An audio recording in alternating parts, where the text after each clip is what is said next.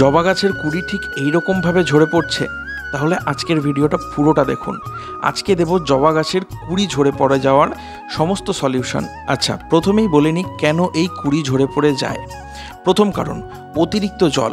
গাছের গোড়ায় জল প্রয়োজন হলে অবশ্যই দেবেন, কিন্তু অতিরিক্ত জল গাছের শেকড় পচিয়ে দেয়। গাছের শেকড় পচে গেলে গাছের কুড়ি ঝরে পড়ে যায়। দ্বিতীয় কারণ, পর্যাপ্ত পুষ্টির অভাব। বিশেষ করে পটাশ ও ফসফরাসের ঘাটতিতে গাছের কুড়ি ঝরে পড়ে যাওয়ার সম্ভাবনা প্রবল থাকে। তৃতীয় কারণ, অপর্যাপ্ত সূর্যের আলো। দিনে অন্তত 6 থেকে 7 ঘন্টা জবা গাছ সূর্যের আলো পছন্দ করে। তবে অবশ্যই এটা মাথায় রাখতে হবে, এই অতিরিক্ত যে সূর্যের তাপ, সেই তাপটা যেন আবার না পড়ে। তাতেও কিন্তু জবা গাছের কুড়ি ঝরে পড়ে যাওয়ার সম্ভাবনা থাকে। চতুর্থ কারণ, পোকার আক্রমণ। থ্রিপস, অ্যাফিড বা মাইট জাতীয় পোকার আক্রমণেও কিন্তু জবা গাছের কুড়ি ঝরে পড়ে যায়। আচ্ছা, এবার আসি সমাধানে।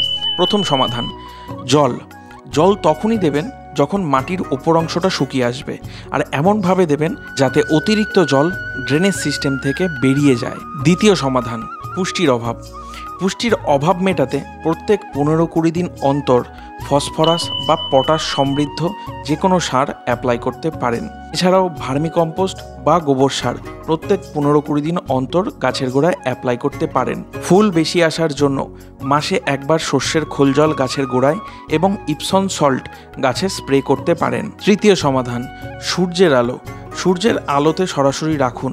তবে হ্যাঁ, হিটটা আটকানোর জন্য অবশ্যই একটা কোনো গার্ড ইউজ করুন, যেমন সবুজ চটের বস্তা। চতুর্থ, পোকার আক্রমণ ঠেকাতে গাছে নিয়মিত নজর রাখুন। পোকার আক্রমণ দেখলে অবশ্যই 15 দিন অন্তর অথবা মাসে একবার কাকা বা একতারা স্প্রে করুন। মূলত এই 4টি কারণে জবা গাছের কুড়ি ঝরে যায়, এবং এই 4টি কারণের সহজ সমাধানও বলে দিলাম।